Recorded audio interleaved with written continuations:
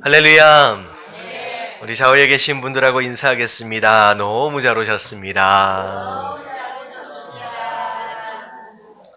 네, 감사합니다. 자, 오늘 내용은 하나님의 사랑과 초청에 대한 우리 사과의 내용 가운데 다 네 번째 시간입니다. 자, 교재 오른쪽 위에 보면 누가복음 19장 42절 말씀이 있습니다. 우리 같이 한번 읽어볼게요. 다 같이 시작. 너도 오늘 평화에 관한 일을 알았더라면 좋을 뻔하였거니와 지금 내 눈에 숨겨졌도다. 자, 누가 누구에게 하신 말씀이냐? 이 말씀은 예수님께서 예루살렘을 향하여 하신 말씀입니다. 자, 배경 자체가 예수님께서 마지막 예루살렘에 입성하셨을 때에 많은 이제 이스라엘 사람들과 제자들이 예수님을 향하여 호산나, 호산나 찬양했잖아요. 그랬을 때 바리새인들과 서기관들이 제자들을 보면서 예수님한테 뭐라고 했냐면 이 제자들을 꾸짖어 달라고. 왜 이런 찬양을 왜 당신에게 해야 하느냐라고 이제 불만을 표현하는 그 상황 가운데서 예수님께서 앞으로 있어지게 될 거의 어떻게 보면 40년 후에요. 40년 정도 후에 있어지게 될 예루살렘의 멸망을 미리 보시는 가운데 예루살렘에게다가 하신 말씀이에요. 예루살렘. 자, 너도 오늘 평화에 관한 일을 알았더라면 좋았을 뻔했거니와. 자, 이 말씀 자체가 굉장히 의미 있는 말씀이에요. 여러분들 예루살렘 이 이름 자체가 무슨 뜻인지 혹시 아세요? 예루살렘? 예루라고 하는 것이 반석, 기초 뭐 이런 뜻이에요. 예루 아니 반석이 아니라 예루라는 것이 기초라는 뜻입니다. 기초. 자, 살렘이라는 것은 무슨 단어랑 좀 비슷해요? 살렘. 샬롬하고 되게 비슷하네. 눈치가 좀 있으시네. 샬롬하고 되게 비슷해요.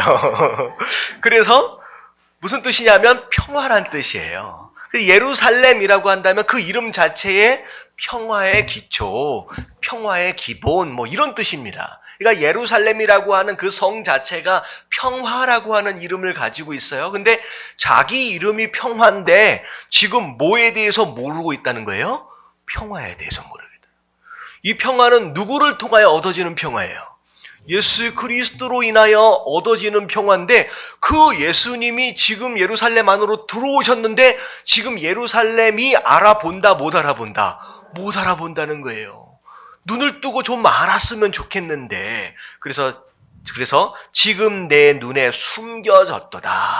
깜깜해서 지금 보지 못하고 있다. 예수님이 지금 누군지 알아보지 못하고 있는 그런 상황들을 지금 예수님께서 이제 말씀하고 계시는 겁니다. 그래서 예수님을 눈앞에 보고서도 그분이 누군지 모르는 자들이 있다라는 거예요. 멀쩡하게 눈을 뜨고 있으면서도. 이 얘기는 육신의 눈에 대한 내용이 아니라 영적인 눈이라는 거죠. 마찬가지예요. 우리도 똑같은 상황과 똑같은 사건들을 보며 살고 있음에도 불구하고 영적인 눈이 가려져 있다라고 한다면 지금 여기에서 하나님이 어떤 일들을 준비하고 어떤 일들을 하고 계시는지 누구는 보기도 하고 누구는 보지 못하는 사람이 있을 수 있다는 거죠. 자, 결론적으로 어떻게 하자는 얘기예요. 하나님이 일하시는 것을 뭐 하는 자가 되자? 눈을 뜨고 볼 수 있는 자가 되어야 한다라는 거예요. 자, 그래서 오늘 주제가 하나님이 당신의 주위에서 일하고 계신 것을 보면 그것이 하나님께로 당신의 인생을 조정하고 하나님이 하고 계시는 일에 뭐 하라는 거예요? 참여하라는 하나님의 초청이다라는 거예요. 자, 여기에서 이제 단어를 조금 우리가 좀 의미 있게 좀 봐야 할 단어가 뭐냐면 하나님이 당신의 주위에서 일하고 계신 것을 보면이라고 나와 있잖아요. 여러분들 이건 보면이라고 하는 것이 아니라 뭐라고 바꿔야 되냐면요. 보여주시면이에요. 우리가 스스로 볼 수 있는 게 아니에요. 제가 왜 이 단어를 바꾸는지에 대해서 나중에 보면 알게 될 것입니다. 우리가 스스로 볼 수 있는 것이 아니라 하나님이 그분이 지금 어떤 일을 하고 계시는지를 우리에게 보여주신다. 이걸 뭐라고 얘기하느냐?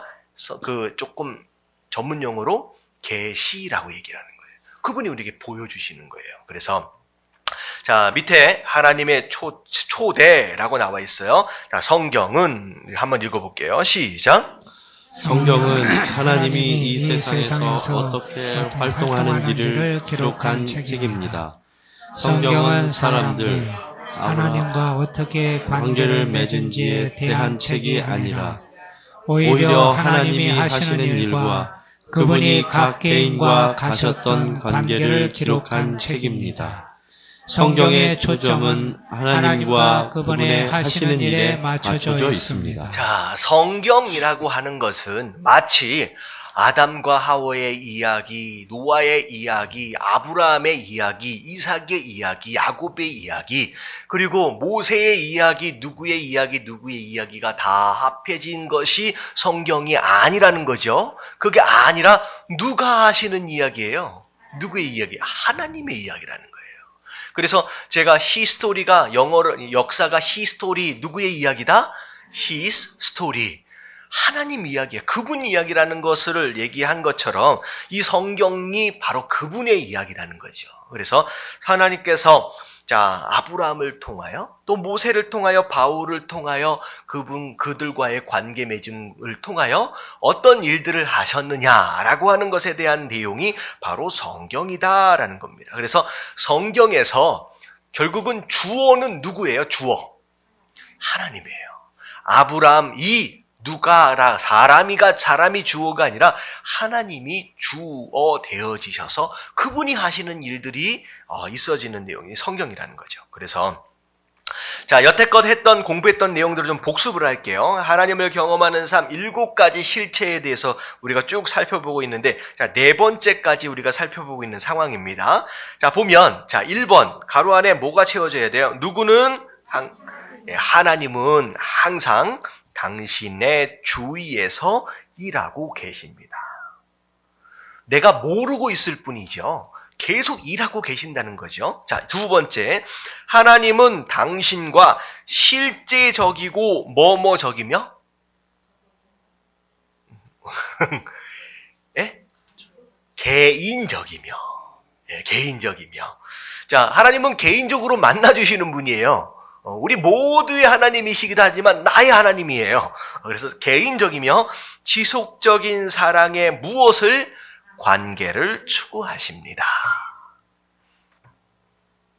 그래서 3번을 보면 하나님은 당신이 그분의 일에 참여하도록 당신을 초청하십니다. 자, 관계 맺음 다음에 있어지는 것이 뭐냐면 하나님의 초청이에요. 자, 그리고 4번. 하나님은 하나님 자신과 자신의 목적과 그리고 길을 보여주시기 위하여. 자, 3가지를 보여주시는 거예요. 내가 누구냐라고 하는 걸 보여주세요. 그리고 하나님이 지금 어떤 목적을 가지고 계시느냐라고 하는 걸 보여주시고 그 목적을 어떻게 이룰 것이냐라고 하는 것에 대한 방법 또한 보여주신다는 거죠. 자, 그렇게 하기 위해서 누구를 통해서? 성령님에 의해. 자, 첫 번째가 성경, 그 다음에 기도, 그 다음에 환경, 그 다음에 교회를 통하여 말씀하신다는 거죠. 자, 하나님께서 우리에게 말씀하시는 방법이 자, 성령님을 통하여 성경, 기도, 환경, 교회를 통하여 우리에게 말씀해 주십니다. 자, 여기까지 우리가 살펴봤던 내용이에요. 자, 그 뒷장 넘어가서 자, 하나님은 누구를 통하여 일하신다? 사람을 통하여 일하십니다. 자, 어떻게 보면 천사를 통하여 일하시면 훨씬 더 빠르고 더 효과적일 수 있지만 심지어 천사가 무슨 메시지를 전하러 내려왔다라고 할지라도 그 메시지가 궁극적으로 전해지기 위해서 사용하시는 그 대상은 천사가 아니라 누구였느냐? 사람이었다는 거예요. 사람을 통하여서요. 사람을 통하여서. 자, 그래서 성경은 다 같이 한번 읽어볼게요. 시작. 성경은 하나님이 항상 세상 일에 개입하신다는 것을 보여줍니다. 성경을 읽을 때 우리는 우리가 살고 있는 세상에서 구원의 역사를 이루는 하나님을 만나게 됩니다. 우리는 하나님이 먼저 주도권을 가지고 그분의 백성들로 그분의 일에 동참케 하는 것을 봅니다. 하나님은 그분의 목적을 이루기 위해 자기 백성을 통해 일하십니다. 자, 지금까지 우리가 살펴봤던 내용들을 복습하는 것과 같습니다. 근데 마지막 중요한 건 뭐냐면 하나님이 그분의 목적을 이루시기 위해서 누구를 사용하신다? 그분의 백성들을 사용하십니다. 자, 그래서 하나님은 이 세상에서 일하시는데, 자, 예를 들어 보는 거예요. 자, 하나님이 이 세상을 심판하려 하실 때 누구를 찾아오셨어요? 자, 노아를 찾아오셨어요. 그분은 뭔가를 행하려 했으며 누구를 통하여?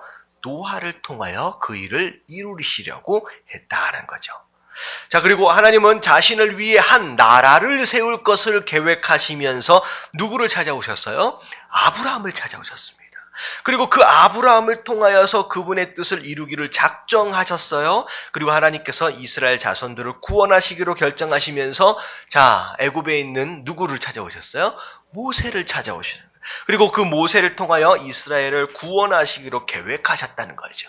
그래서 성경의 이야기를 잘 들여다보면 반드시 이야기의 처음은 하나님이 뭐 하시는 것에서부터 시작해요.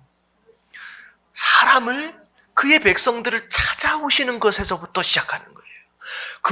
그분께서 그분의 백성들 가운데 누군가를 찾아오시는 것으로부터 시작하시면서 그 사람과 함께 교제를 시작하시고 그 사람에게 그분에 대하여 그분의 목적과 그분의 길에 대하여 알려주시는 것에서부터 시작된다는 거죠. 그래서 하나님께서는 마치 선사들이나 어떤 영적인 존재처럼 그냥 아무렇게나 그분 스스로 일을 그냥 이루어버리시는 그런 분이 아니라 반드시 누군가를 찾아가시는 것부터 시작된다는 거예요. 이 얘기는 곧 무엇을 의미하느냐? 하나님께서 누구를 만나길 원하신다는 거예요? 우리를. 제가 지난주 설교 가운데 가장 중요하게, 지금 문이 다 열려 있나요? 네, 저 밖에 문은 닫아주시면 좋을 것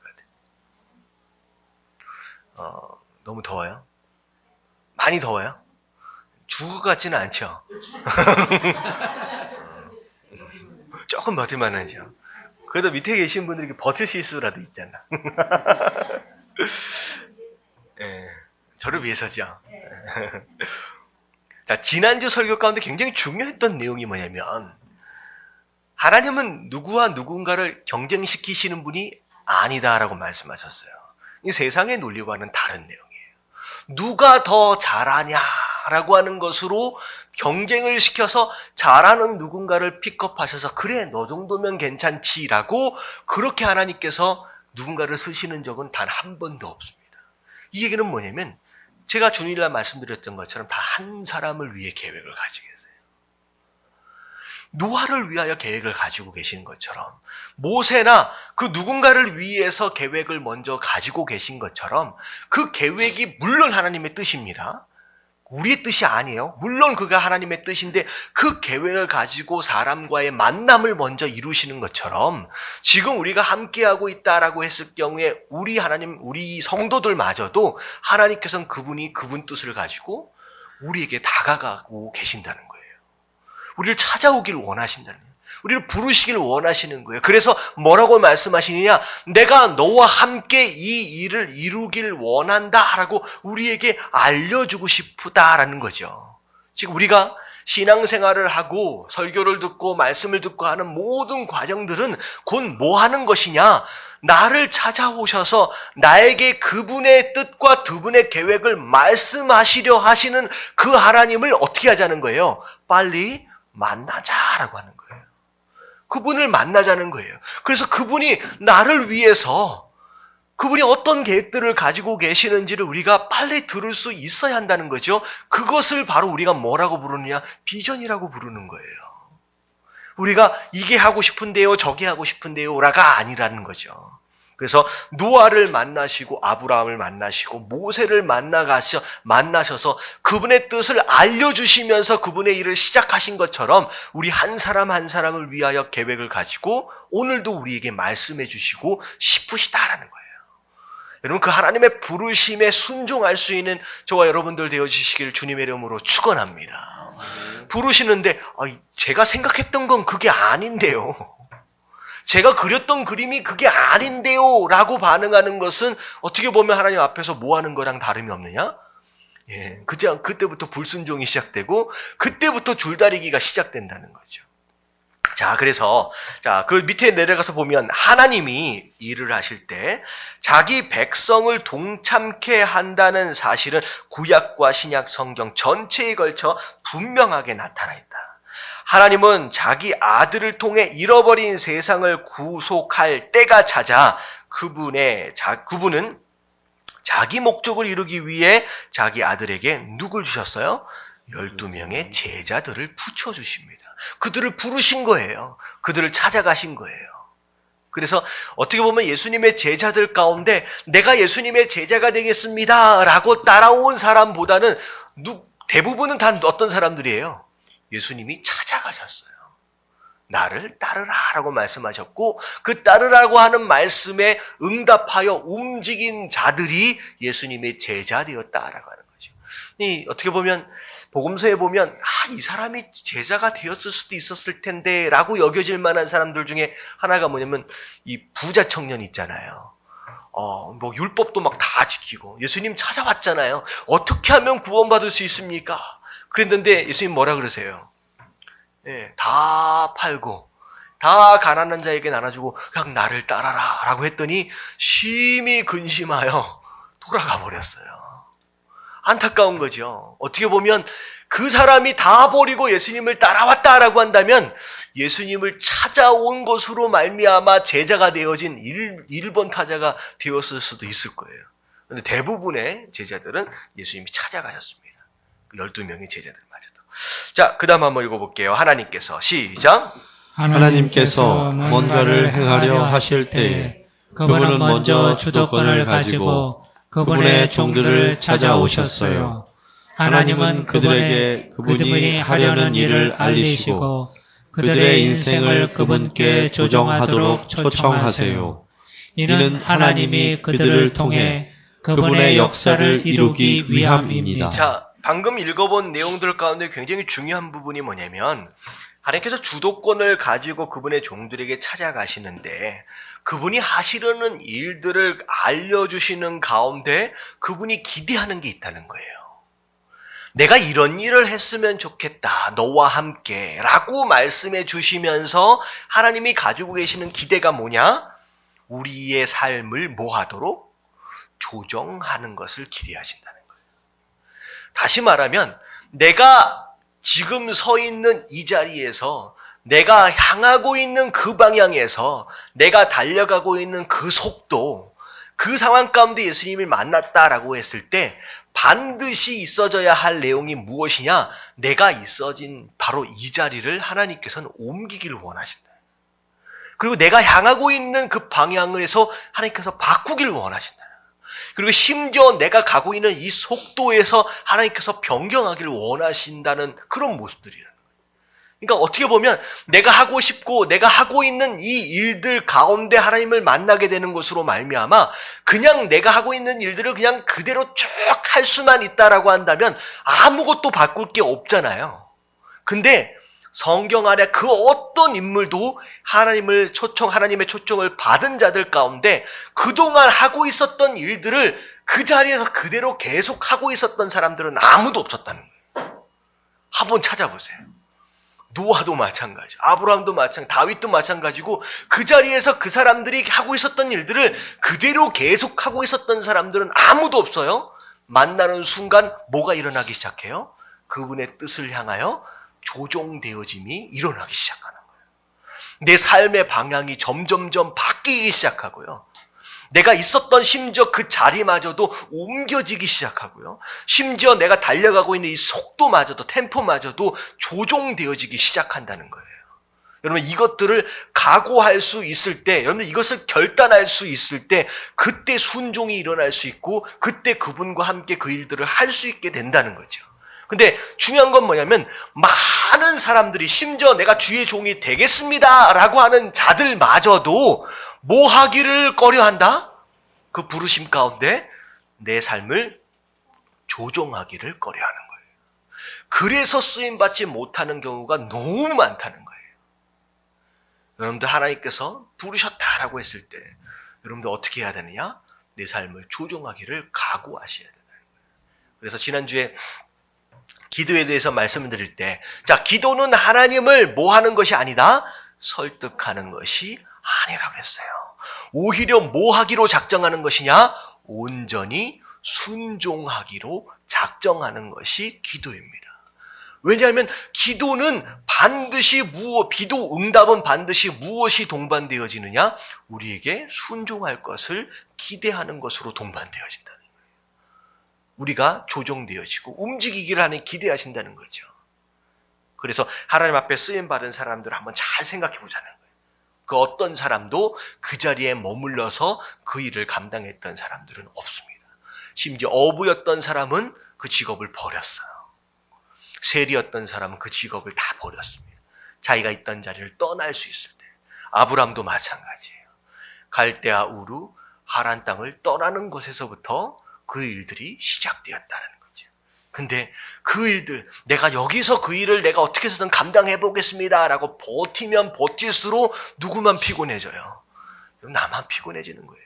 어찌 보면 쓰임받을 수 있는, 온전히 쓰임받을 수 있는 그 기간만 더 딜레이 된다 그러죠. 연장이 아니라 더 늦어질 수밖에 없는 상황이 되어버립니다. 자, 그래서 자 밑에 보면 자 하나님은 먼저 주도권을 가지시고 백성들을 그분의 일에 참여하도록 초청하십니다. 자, 그래서 자 OX 퀴즈가 있어요. 자, 한번 맞춰보도록 하겠습니다. 자, 1번 같이 한번 읽어볼게요. 시작. 하나님은 세상을 창조하신 뒤 스스로 돌아가도록 방치하셨다. 자, OX. 네, X죠. 하나님 방치해 놓지 않으십니다. 하나님께서 주권적으로, 강권적으로 개입하고 계십니다. 자, 2번 시작. 하나님은 이 세상을 떠나지 않으시고 세상에서 활동적으로 일하고 계신다. 자, OX. 자, O죠. 하나님은 일하고 계십니다. 그것도 열심히 일하고 계세요. 자, 3번 시작. 사람들이 하나님의 일을 할 때 자신들이 좋다고 생각하는 일을 스스로 결정해서 해도 된다. 자, XO, OX. X입니다. 여러분들 선택하는 게 아니에요. 아, 나는 이 일이 좋으니까 이거 해야지 라고 선택하는 게 아니라 우리는 뭐 하는 것이다? 하나님 말씀하심에 순종하는 겁니다. 근데 우리가 이런 생각을 하잖아요. 선택하면 되게 좋을 것 같죠. 아, 나에게 선택권이 있다라고 하는 것이 마치 자유인 것처럼, 그것이 대단한 권리인 것처럼 생각할 수 있는데, 여러분들 선택하는 것만큼 여러분 어려운 일이 없어요. 어려운 일이 없어요. 왜냐하면 선택되어지는 것으로 말미암아 그 이후에 대한 책임은 누구에게 있어요? 선택한 그자에게 있어요. 하나님 뭐라고 말씀하시냐? 선택은 누가 하겠다? 하나님이 하시는 거예요. 왜? 하나님 그분은 내가 책임지겠다라면. 순종하면 그 인생이 책임져지는 거예요. 자, 4번 다 같이 한번 읽어볼게요. 시작. 하나님은 사람들을 그분의 일에 참여시킨다. 자, OX, O죠. 하나님은 그분의 사람들을 그분의 일에 참여시키십니다. 자, 5번 시작. 하나님은 그분의 일에 사람들을 참여시키기 위해 항상 주도권을 잡으신다. 자, 누가 주인이세요? 예, 하나님이 주인이십니다. 그분이 주도권을 가지고 그래서 5입니다. 자, 그래서 정답 5로 표시되어져야 할 것은 무엇이냐? 2번, 4번, 5번이 되겠죠. 2번, 4번, 5번. 자, 그래서 여기까지가 이제 하나님께서 누구를 통하여 일하시느냐? 그의 백성들과 더불어 일하신다라고 하는 거예요. 자, 그리고 나서 그 다음에가 하나님의 계시가 바로 초청이다라는 거예요. 하나님의 계시는 초청이다. 자, 같이 한번 읽어볼게요. 당신은 시작. 당신은 하나님께 순종하는 자녀로서 하나님과 사랑의 관계에 있습니다. 하나님은 당신을 사랑하기 때문에 당신이 그분의 일에 참여하기를 원하세요. 하나님은 자신이 어디에서 일하고 계신지를 보여주고 당신으로 하여금 동참하게 하실 것입니다. 예수님은 이에 대해 모범을 보여주셨어요. 예수님은 하나님이 어디서 일하고 계신지를 주시하여 보셨고, 그리고 아버지가 하고 계시는 일이 무엇인지를 보고 행하셨어요. 아버지가 당신의 주위에서 활동하고 계신 것, 역시 하나님께로 당신의 인생을 조정하고 하나님의 일에 참여하라는 하나님의 초청입니다. 네, 하나님께서 그분이 하시는 일들을 우리에게 보여주시고 계시한다라고 하는 것은 내가 이런 일을 하니까 지켜만 보고 있으라라고 하는 내용이 아니겠지요. 뭐 하라는 거예요? 함께 동참하라는, 참여하라는 초청이다라는 겁니다. 자, 그래서 어떻게 보면 신앙생활, 교회 생활을 쭉 하다 보면 교회 안에서 여러 가지 것들이 보이는 것들이 있어요. 뭐 예를 들어서 교회를 딱 갔는데 이 교회가 왜 이렇게 지저분하지? 이게 눈에 보였어요.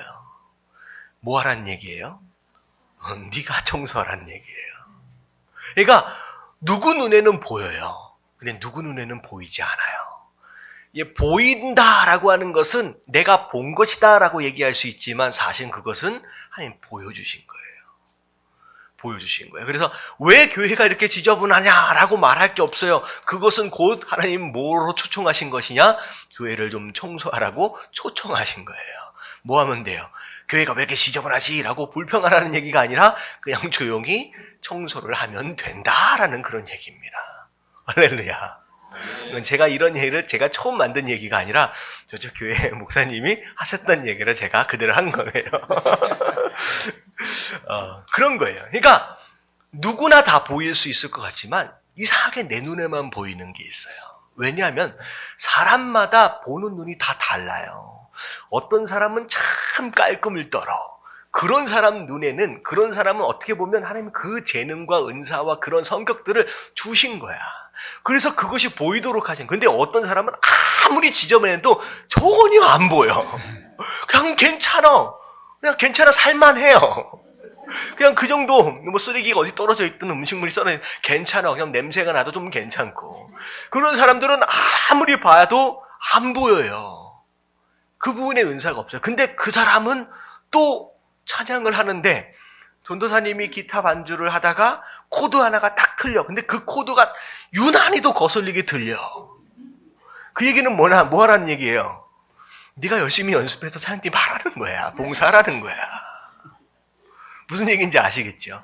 주시는 은사들과 재능과 성격과 다 다르게 주신 것처럼 하나님께서 또 보여주시는 것도 다 다르다는 거예요. 그래서 여러분들이 이 교회가 이런데 저런데 이건 말로 할 필요가 없어요. 그냥 우리 교회는 시작하는 교회예요. 시작하는 교회. 누가 하면 돼요? 내가 하면 돼요. 여러분들 봉사해 주시길 주님의 이름으로 축원합니다. 자, 밑에 내려가 보면 하나님이 당신 주위에서 일하고 계심에도 불구하고 당신은 그것을 알아차리지 못할 수가 있을까요? 물론이라는 거예요. 자, 이것은 조금 더 방금 말씀드렸던 이런 예보다는 조금 더 광범위한 내용입니다. 자, 엘리사하고 사환이 있어요. 자, 도단이라는 도시에서 아람 사람들의 군대가 이제 쳐들어와서 이제 포위가 되어지는 상황에서 사환은 겁에 질렸어요. 우리가 죽게 생겼다. 큰일 났다는 거죠. 근데 엘리사는 여유만만해요. 여러분들 이게 믿음의 사람들의 모습입니다. 여러분 전문 용어로 호들갑이라고 얘기하잖아요. 절대 믿음의 사람들은 호들갑 떨지 않습니다. 믿는 사람들의 입에서 절대 나와서는 안 되는 내용들 가운데 하나가 뭐냐면 큰일 났어요. 여러분 큰일 날 일이 있어요? 없어요? 없어요. 그런 일은 없어요. 큰일 났다는 얘기는 결국은 이 사환과 같은 얘기예요. 뭐가 그렇게 큰일 났어요? 여러분 죽으면 죽으리라. 우리 인생은 어떻게 보면 그런 인생이에요. 구원받았잖아요. 그리고 주님의 은혜 가운데 이렇게 살아가고 있어요. 사명 감당하고. 그런 가운데 내가 조금 더 살고 싶은 마음이 있다라고 한다면 뭐 때문에? 우리 청년들은 결혼도 그래도 좀 해봐야 될 거.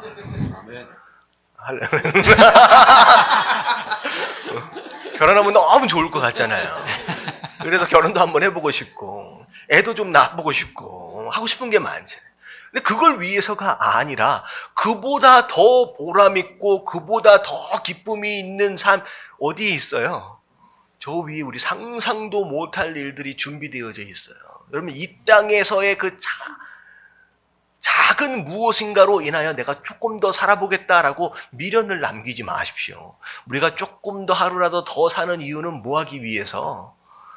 주신 일이 있어요. 하실 일이 있어요.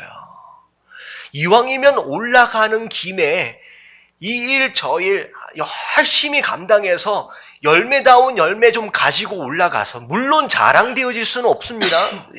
요한계시록에 보면 그 장로들이 받은 면류관을 누구에게 올려드려요? 예수 그리스도에게 다 내놓잖아요. 물론 우리가 받은 그 면류관과 그 상급과 그 열매들이 그분에게 올라가서 그 대단한 자랑거리가 될 수는 없지만 그래도 조금 싸가지고 올라가야, 그래도 예수님 부끄럽게라도 제가 그래도 열심히 이렇게 좀 했는데 이렇게라도 내밀 수 있지 않을까라고 하는, 사실 바울 사도가 뭘 위해서 살아갔다 그래요? 부르심에 상급 때문이라고 얘기하잖아요. 이런 그것 때문에 하루를 더 사는 줄로 믿습니다. 큰일 날 일이 뭐가 있어요? 근데 지금 여기서 얘기하고 있는 큰일 날 일이 없다라고 하는 것은 뭐냐면, 사화는 눈에 보이는 게 영적으로 봐야 할 것들을 못 보고 있기 때문에 큰일 났다가 얘기하는 거예요. 근데 누구는 보고 있어요? 엘리사는 보고 있어요. 수많은 아람 군대가 애워싸고 있다라고 할지라도 그 아람 군대보다 더 강력한 하나님의 군대가 그들을 또한 애워싸고 있다라고 했을 경우에 우리가 뭐가 큰일 났다고 얘기할 수 있겠느냐는 거예요. 자, 엘리사가 뭐라고 기도해요? 기도하여 이르되, 다 같이 시작. 여호와여 원하건대 그의 눈을 열어서 보게 하옵소서 하니, 여호와께서 그 청년의 눈을 여심해 그가 보니 불말과 불병거가 산에 가득하여 엘리사를 둘렀더라. 자, 뭐가 있었어요? 불말과 불경거가 산에 가득했다. 하나님의 군대가 그들을 에워싸고 있다는 거죠. 엘리사는 그걸 보니까, 그 하나님의 손길을 보니까 그냥 여유 만만해지는 거예요. 근데 그걸 못 보는 사화는 호들갑을 떨고 있는 거죠. 제가 한번 전에 교회에 있을 때 이제 우리 기도 사역자들하고 같이 이제 함께 기도를 하는 가운데, 그때 사실 제가 이제 사역하는 가운데 굉장히 제 사역 자체가 급변하고 있는 그런 이제 상황들이었어요. 근데 어찌 보면 그런 급변하고 있는 상황들 가운데 마음 가운데 어딘지 모르게 불안한 마음과 두려움이 이제 엄습해 온다라고 하잖아요. 그런 가운데 한참 기도하고 있는데 이제 하나님께서 보여주신 게 뭐냐면, 기도실이 그렇게 크지 않아요. 기도실이 크지 않는데 눈을 감고서 함께 손을 잡고 막 기도를 하다가 갑자기 그 위에 뭐가 있는 느낌이 이렇게 드는 거 있잖아요. 위에 뭐가 있는 느낌이 들어서 괜히 눈을 뜨고 보고 싶은 생각이 드는 거예요. 그러다가 눈 감고 기도하다가 눈을 뜨면 죄예요, 죄가 아니에요? 보이게 하는 경우가 있어요. 눈 뜨면 안 될 것처럼 이렇게. 그러니까 이렇게 딱 뜨는데 괜히 이제 서로 기도하다가 눈 마주치면 되게 민망해지니까 이렇게 딱 뜨는데 뭐가 보이냐면요, 손바닥이 하늘 위에서 이렇게 내려오는 거예요. 근데 마치 이 느낌은 분명히 이 예배실보다 작은데, 이 예배실 위에 떠 있는 그 손바닥은 하늘을 가득 채운 것 같은 그런 손바닥.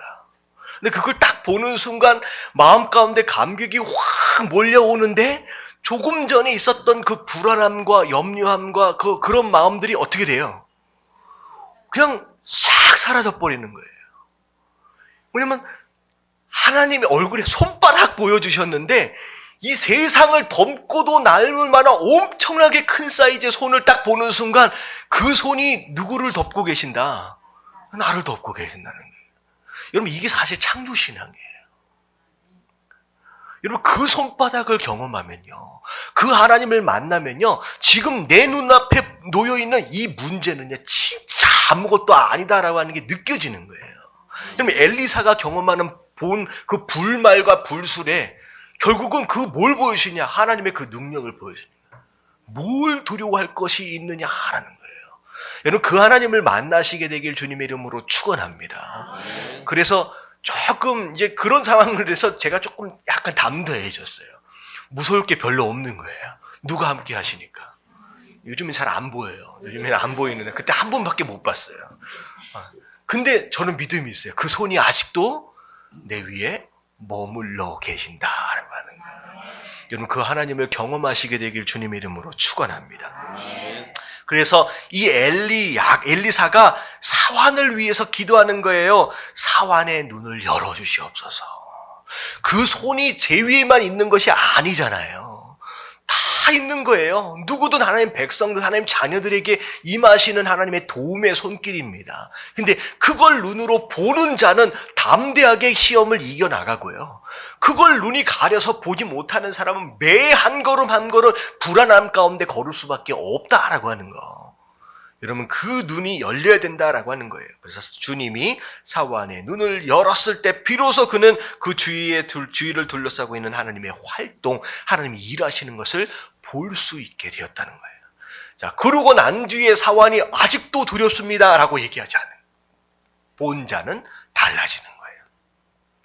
자, 예수님은 주후 70년에 이루어질 예루살렘의 멸망을 예언하시면서 예루살렘과 예루살렘의 지도자들을 불쌍히 여기시며 우시면서 하신 말씀이 우리가 맨 처음에 시작할 때 읽었던 말씀이에요.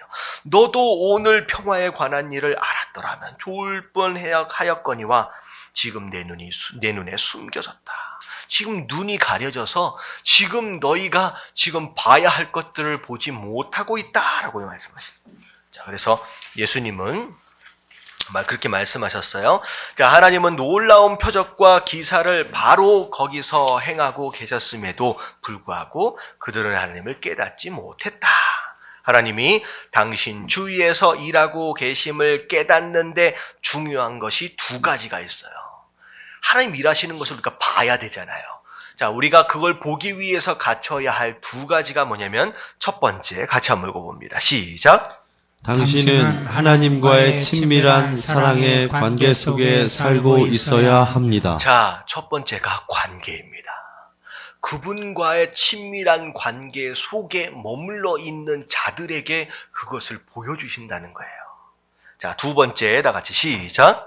하나님께서 주도권을 잡고 당신의 영적인 눈을 열어주셔서 하나님이 무엇을 하고 계신지를 당신이 볼 수 있어야 합니다. 예, 영적인 눈을 열어주셔야지 볼 수 있습니다. 자, 이 얘기는 뭐냐면 이제 이런 거죠. 아직 보여주시지 않으신다라고 하는 것은 어쩌면 내가 이런 거죠. 보여주셨어요. 근데 보여주시는 것 그 자체가 우리 말씀에서 처음에 봤다시피 보여주시는 것 그 자체가 그분의 일로에 뭐라고 얘기했어요? 초청이다라고 했잖아요. 근데 만약에 보여주셨음에도 불구하고 우리가 움직이지 못한다라고 한다면 결국은 그것 자체가 뭐가 되느냐? 불순종이 돼버려요. 그렇기 때문에 어떤 경우에는 하나님께서 우리가 순종할 수 있는 준비가 되어질 때까지 보여주시는 것을 뭐 하시고 계실 수도 있다는 거예요? 보류하고 계시는 것일 수 있다. 하나님 보여주십시오라고 기도하지만 그 보여주셨을 때 거기에 순종할 수 있는 태도와 자세와 준비가 안 된 자들에게 만약에 그냥 보여주셨다. 그러면 그 사람은 뭐 하는 자가 돼요? 불순종하는 자가 돼요. 차라리 보지 못했던 것이 죄책감이 들지 않을 수 있다는 거죠. 많은 사람들 가운데 그런 사람이 있어요. 보여주세요라고 그렇게 기도해요. 근데 결국은 보여줬더니 이게 내가 생각했던 게 아닌데? 그러면 어떻게 돼요? 그 순간서부터 뭐 하는 자가 돼요? 불순종하는. 차라리 보지 않았던 것이 나요. 그래서 제가 청년들한테 제가 가장 조심해야 할 기도가 뭐냐? 비전에 대한 기도만큼 조심하라 그래요. 왜냐하면 보여주면 너무 좋을 것 같지요. 내가 앞으로 뭘 하면 될지. 근데 그것만큼 무서운 기도가 없어. 내가 생각한 것과는 전혀 다른 것을 보여주실 수 있거든요. 그랬을 때 네가 어떻게 하겠느냐는 거예요. 뭐 해야 돼요? 저는 그게 체질이 아닌데요. 라고 얘기하면 그 순간서부터 하나님과 줄다리는 길을 시작하고 불순종한 것에 대한 죄책감으로 오히려 예배가 무너져 버려요. 제가 그런 경우를 많이 봐요. 청년이 있는데 열심히 예배했어요. 근데 하나님 비전을 보여주셨어. 자기 생각하고 너무 달라. 그리고 그렇게 하고 싶지가 않아. 그래서 거절하는 순간 그 다음부터 마음 가운데 뭐가 사로잡아요?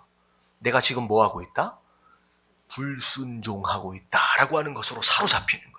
그때부터 예배의 문이 막히기 시작하고 기도의 문이 막히기 시작하고 예배가 재미가 없고 예배 나갈 때마다 마음에 부담이 되고 그래서 오히려 비전을 받기 전보다도 더 하나님 앞에 멀어져 가지고 더 어려움을 경험하는 경우가 있다는 거예요.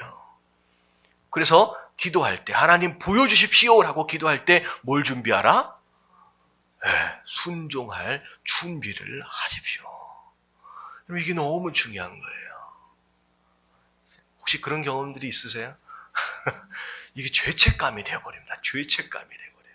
자, 그 다음 가로 채워보기를 하겠습니다. 하나님이 그분의 일하시는 것을 계시하는 것은 나로 하여금 그분의 일에 참여하라고 뭐라는 거예요?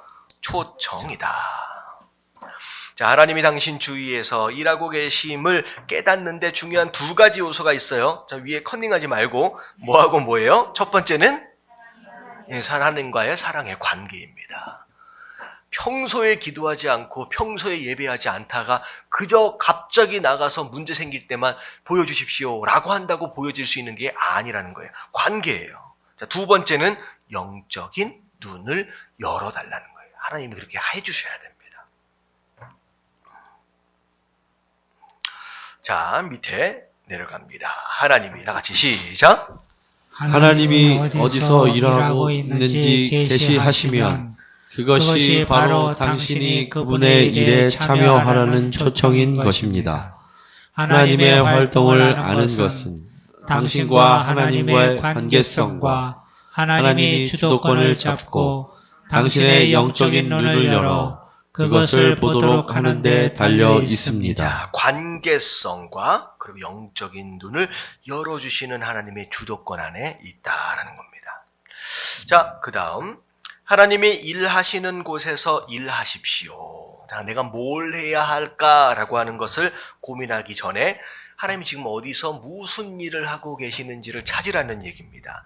자, 우리 교회는 이게 저자에 대한 내용이에요. 우리 교회는 이제 하나님께서 캐나다 전역에 새로운 교회들을 세우기를 원하신다는 것을 감지했습니다. 그래서 이 교회 자체가 여러 지교회들을 각 지방마다 이제 세우게 되는 그런 사역들을 많이 한 이제 교회입니다. 자, 이 교회가 이제 어떻게 어떤 일들을 해 나갔는지에 대한 이제 간증들이 좀 나와요. 자, 일단은 그 다음 페이지에 113페이지 위에를 좀 읽어볼게요. 다 같이 읽어봅니다. 시작. 어떤 교회들은 인간적인 논리를 이용해서 어디에 세워야 제일 미래가 보장되고 가장 효과적일지를 결정할 것입니다. 그러나 지금쯤 당신은 우리가 다른 관점에서 이 문제에 접근했을 것이란 사실을 알아차렸을 것입니다. 우리는 하나님이 우리 주위에서 이미 무엇을 하고 계신지를 찾아내기 위해서 노력했어요. 우리는 하나님이 어디서 일하고 계신지 보여주실 것을 믿었고 그것을 보여주신다면 우리로 하여금 그분의 일에 참여하라는 초청이 될 것을 믿었어요. 우리는 기도하면서 하나님이 기도의 응답으로 다음에 무엇을 하실지 주시하여 보기 시작했어요. 자, 그래서 그 밑에 나오는 내용이 뭐냐? 자, 그냥 읽어보도록 하겠습니다. 알렌은 이제 세스커툰에서 약 6km가량 떨어진 작은 마을입니다. 그곳에는 한 번도 개신교 교회가 세워진 일이 없었어요. 자, 우리 교회 교인 중 한 사람이 그곳에서 어린이 여름 성경학교를 열어 가르치라는 인도하심을 느꼈어요. 우리는 이렇게 말했습니다. 자, 하나님이 여기서 일하고 계신지 알아봅시다. 그래서 우리는 여름 성경학교를 그 장소에서 열었어요. 그리고 그 주말에 부모님들을 위한 밤을 마련한 가운데 거기에 모이는 사람들한테 물어본 거예요. 우리는 하나님이 이 마을에 침례 교회를 세우기를 원하실지도 모른다고 믿습니다. 여러분 중에 누구든지 정기적으로 성경 공부를 하고 싶거나 새 교회의 일원이 되고 싶으신 분은 강단 앞으로 나오십시오. 그 중에 어떤 여인이 앞에 나와서 그녀는 울었다는 거예요. 그녀가 말하기를 저는 이 마을에 침례교회가 세워지기를 30년 동안 기도해 왔습니다. 그런데 여러분이 첫 번째로 응답한 사람입니다. 결국은 30년 동안 기도했던 그 기도의 응답이 이 교회를 통하여 있어지게 되었다라고 하는 것이죠. 자, 바로 그 뒤에 한 노인이 따라 나왔습니다. 그분 역시 깊은 감동을 받아 울고 있었습니다. 그는 말했습니다. 오랫동안 저는 침례교회에서 활동적으로 봉사했습니다. 그런 뒤 저는 술에 빠져들기 시작했어요. 그러다가 약 4년 전 주님 앞에 다시 돌아왔다. 그때 저는 하나님이 이 마을에 침례교회가 세워지기까지 하루에 최소한 4시간씩 기도하기로 하나님과 약속했답니다. 그런데 여러분이 거기에 응답한 첫 번째 사람들입니다. 누구는 30년 동안, 누구는 4년 동안 열심히 기도한 것으로 말미암아 어떻게 보면 그들의 기도 응답으로 인하여 이 교회가 세워지게 되었다라고 하는 그런 내용입니다. 자, 하나님이, 자, 밑에 한번 읽어볼게요. 하나님이 시작. 하나님이 우리에게 그분이 직접 어디서 일하고 계신지를 보여주셨어요. 그것이 우리로 하여금 하나님께 동참하라는 초청이었어요. 우리는 기쁨에 차서 교회로 돌아와 기쁘게 하나님께서 무슨 일을 하고 계신지를 다른 교우들과 나누었어요. 우리 교회는 즉시 알렌의 새 교회를 개척하기로 결정하였어요.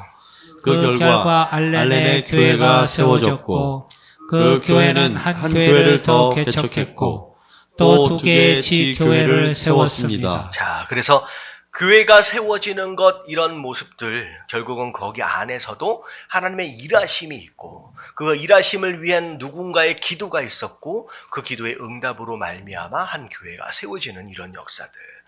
어찌 보면 우리 예담교회도 참 이제 재미있는 여러 가지 과정들을 통해서 이렇게 김포땅까지 이렇게 왔는데 어떻게 보면 여기를 가야 하나 저기를 가야 하냐 수많은 고민들 가운데 한 6개월 정도를 그 주변과 더불어서 다 찾아봤던 것 같아요. 그런 가운데 어찌 보면 정확하게 여기다라고 하는 확신에 의해서 왔다라고 하기보다는 그냥 어쩔 수 없는 선택에 이런 것 같아요.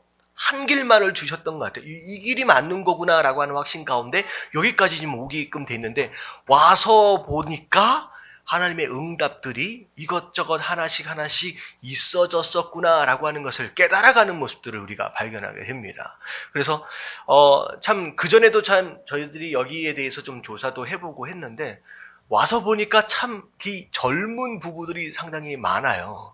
저희 교회에게 주신 사명들 가운데 가장 중요한 사명이 뭐냐면 교육에 대한 사명이거든요. 점점 젊은이들이 교회를 다 떠나가고 아이들은 점점점 버릇없는 아이들이 다 되어져 가고 사실은 요즘에 그 여러 가지 사회적인 여러 가지 수많은 문제들 과거에는 이렇게까지는 아니었는데 싶던 그런 문제들이 뉴스나 이런 데서 많이 나오잖아요. 결국은 그게 어디서부터 시작되어진 거냐? 과거 20, 30년 전에 그들의 교육되어짐에서부터 시작된 거예요. 그러니까 거기서부터 시작되어진 것이 결국은 지금의 열매를 우리가 먹고 있는 거거든요. 결국 마찬가지예요. 지금 우리가 우리의 자녀들을 어떻게 교육하고 어떻게 가르치느냐, 어떻게 세워나가느냐라고 하는 것 자체가 한국 교회와 우리 한국의 30년 뒤의 모습을 결정하게 된다라고 하는 것이죠. 근데 와서 보니까 애들이 너무 많아. 그리고 여기가 중산층보다는 조금 아래인 것 같아. 그러니까 저기 서울 쪽에 잘 사는 사람들은 소위 부족한 게 없는 자들로서 교회에서 하는 교육이나 이런 거에 별로 관심이 없는 사람들이잖아요. 근데 정말로 여기 보니까 재정적으로 약간은 안정적이면서도 살짝 도시에서, 서울에서 벗어나 있는 상황 가운데서 약간의 갈급함이 있는 사람들의 그런 모습들. 그래서 어찌 보면 자녀 교육에 대한 갈급함과 이런 모습들도 제법 있고, 그래서 하나님께서 여기에서 그 일들을 하실 수 있게끔, 할 수 있게끔 이 터전들을 지금 준비하고 계시는구나. 이 교회가 그래서 그 일들을 할 수 있게끔 지금 여기에 부르셨구나라고 하는 그런 느낌들을, 그런 마음들을 이제 주시는 것 같아요. 그래서 하나님께서 우리 교회에게 주신 사명, 저는 가장 중요한 것은 예배고요. 그리고 교육입니다. 진짜 우리 한국 교회가 되게 어려워진 이유가 뭐냐면 예배가 무너져 버렸잖아요. 그래서 많은 성도들 가운데 저한테 들리는 많은 얘기들이 뭐냐면 말씀에 되게 목말라 있었다라고 하는 분들이 많아요.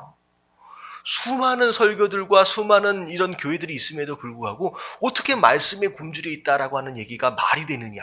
근데 말씀을 말씀답게 듣고 그것으로 충분히 영양분을 공급받아서 건강하게 자라가고 있는 성도들이 많지가 않다라는 거예요. 여러분, 그 일을 위해서 예담교회가 이 김포 땅에 부르심을 받았다라고 하는 거예요. 여러분, 하나님께서 이 김포 땅에 우리 교회가 해야 할 일들이 있다라고 하는 거 여러분 보여주시면서 그 일을 감당할 수 있게끔 우리에게 힘도 주시고 능력도 주시고 사람도 붙여주실 수 있는 줄로 믿습니다. 제가 이를 보면서 우리 참 재밌는 건 뭐냐면 우리 앞에 우리 목사님 네 분 참 재밌게 만났잖아요. 어떻게 만났는지 참 신기하고, 네.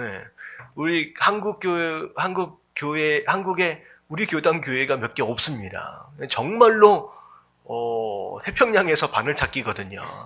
근데 정말 인터넷 보고 어쩌다가 들어오셨는데 나도 미국에서 왔는데 이러더니 뭐 우리 교단 정말 이렇게. 그래서 제가 오늘도 많이 부탁했어요. 우리 교회에 이게 필요합니다. 저게 필요합니다. 목사님 좀 도와주세요. 우리 사모님한테 부탁해서 사모님 우리 교회가 이게 뭐가 부족한데 이게 부탁해서 또 이제 부탁했어요. 근데 우리 두 분이 목사님 염려하지 마시라고 보내주신 줄로 믿습니다. 예배 때 이렇게 도장을 딱 찍어놔야 돼.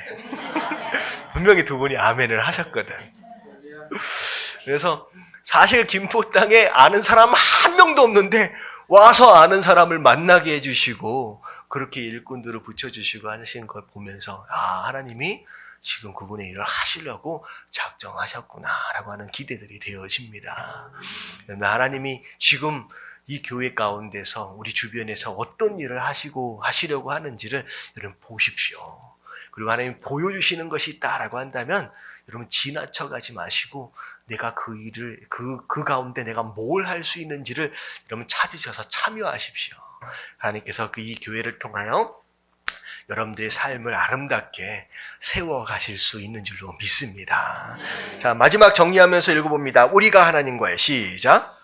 우리가 하나님과의 사랑의 관계 안에서 우리 인생을 그분께로 조정할 때 하나님은 자신이 어디서 일하고 계신지를 보여주세요. 그 계시가 바로 그분의 일에 동참하라는 초청인 것입니다. 그리고 우리가 그분의 일에 동참할 때 하나님은 우리를 통해서 그분의 일을 완성시킨답니다. 네, 그래서 오늘 내용을 쫙 정리해보면 1번 하나님은 세상에서 활동하고 계십니다. 내버려 두시지 않아요. 자, 2번 하나님은 내가 하나님의 일에 참여하는 것을 주도하십니다. 3번 하나님이 나의 영혼의 눈을 여셔야 하나님이 무엇을 하고 계시는지 볼 수 있습니다. 우리 영적인 눈이 열리길 위해서 기도하십시오. 4번 다 같이 시작. 하나님이 내 주위에서 역사하시는 것은 바로 내 인생을 하나님께 조정하고 그분의 역사에 참여하라는 초청이다. 뭐 하기를 작정하라? 조정하기를 작정하십시오. 내가 나 스스로를 조종하지 않고 털끝만큼도 조종하지 않고 내 삶 가운데 무슨 일이 벌어지기를 기대하는 것은 마치 무엇과 같냐면 감나무 밑에서 팔짱을 끼고 누워있는 거랑 똑같은 거예요. 어쩌다가 떨어진, 운이 좋아 떨어진 그 감을 내가 언젠가 다시 한번 받아먹어 볼 수 있지 않을까라고 기대하고 누워있는 거랑 똑같은 모습이라는 거죠. 이 얘기는 뭐냐면 내가 설교를 듣는 것도 마찬가지예요. 뭐 하기를 작정하는 거냐? 내가 조종하기를 작정하는 거예요. 말씀을 들을 때마다 하나님, 제가 제 삶 가운데 조종해야 할 부분이 어디에 있습니까? 하나님 발견하게 하시고 그 부분을 바꿀 수 있는 사람들 되게 하여 주시옵소서. 여러분들의 가치관을 조정해야 돼요. 여러분들의 우선순위를 조정해야 돼요. 여러분들의 말과 여러분들의 생각과 여러분들의 행동과 습관과 심지어 인격마저도 필요에 따라서 조정할 필요가 있습니다.